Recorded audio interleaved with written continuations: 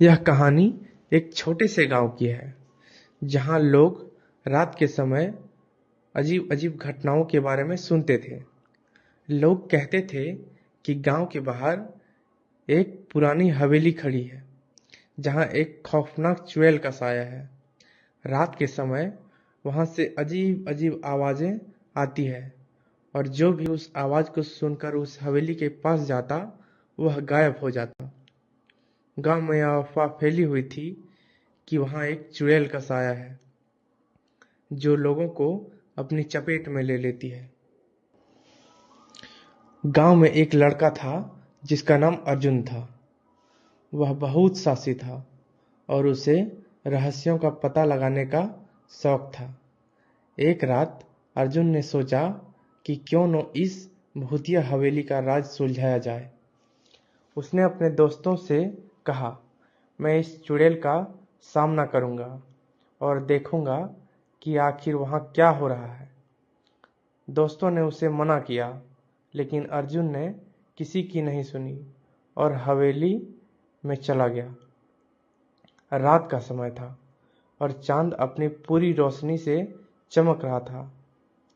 अर्जुन हवेली तक पहुंचा और उसकी खिड़कियां बंद हो गई, लेकिन अंदर से किसी के हंसने की आवाज आ रही थी। उसकी धड़कन तेज हो गई, लेकिन उसने साहस नहीं खोया। हवेली में घुसते ही अचानक हवा तेज हो गई और दरवाजे खटखट बंद हो गए। अर्जुन ने सोचा, यह सब क्या है? अर्जुन जैसे ही अंदर गया, उसने देखा कि हवेली में अंधेरा था। अचानक एक डरावनी आकृति उसके सामने आई। यह एक खूबसूरत महिला की तरह दिखती थी, लेकिन उसका चेहरा बहुत डरावना था। उसकी आंखें लाल थीं और उसका चेहरा बुरी तरह से विकृत था। वह महिला बोली, तुम आए हो यहाँ मेरे पास? तुम नहीं जान सकते कि मैं कौन हूँ?